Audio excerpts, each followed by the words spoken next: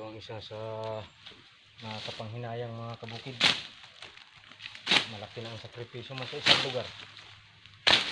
Tapos mamalayan mo na lang na pinapaalis ka na pala. Ang mahirap sa palipat-lipat na lugar. Maging tayo man ay ayaw man sana ng palipat-lipat. Kaya lang ang problema, hindi natin sarili ang lupa. Kaya ito na naman tayo. Umpisa na naman tayo. Panibagong naman to. Panibagong umpisa na naman.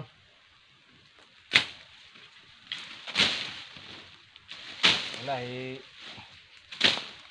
ang pinakamasakit na isa sa mga nakakapanghinayang,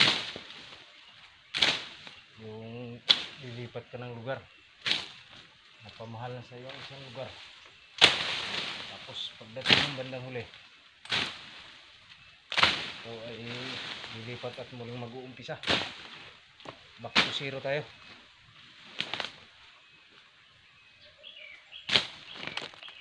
Linis ulit, tapos tanim naman ng panibago. Kaya kabukid, magsisimula na naman tayong maglinis at magtanim ng panibago, dahil yung ating dating lugar na tinaniman at nilinisan na napamahal na rin sa atin ay parang bibenta na yata ng may-ari. Kaya ito tayo, magsisimula uli. Kung hindi nyo na itatanong, hindi ko kasi sariling pwesto yun. Nakikitira lang ako at nakikipaglinang. Dito umpisa na naman uli. Meron na naman isang pwesto dito na susubukan na naman natin pasukin para linisan, taniman at mapayaman uli ang isang lugar. Kita nyo naman ang gubat, masukal pa, napakasukal pa, walang tanim. Pero susubukan natin taniman ulit. Siguro mga estimate ko dito mga isang linggong tabas para malinis natin lahat ang damo at mataniman natin ng mga kapaki-pakinabang na halaman. Yun lang ang buhay dito sa bukid na magtanim. Hindi sa atin yung ating dating nilinisan at tinaniman. Sayang lang yung ating pagod doon. Pero maging ganun pa man, tuloy pa rin ang buhay, tuloy pa rin ang laban.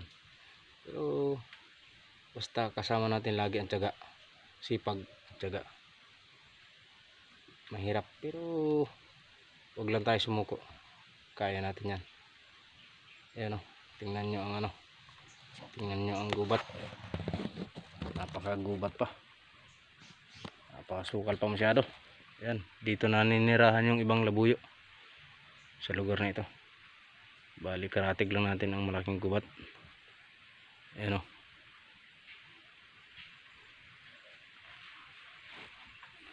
panibagong linis na naman to.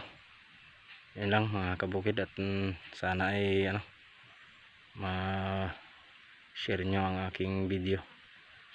Salamat ng marami, malaking tulong na yan para sa atin.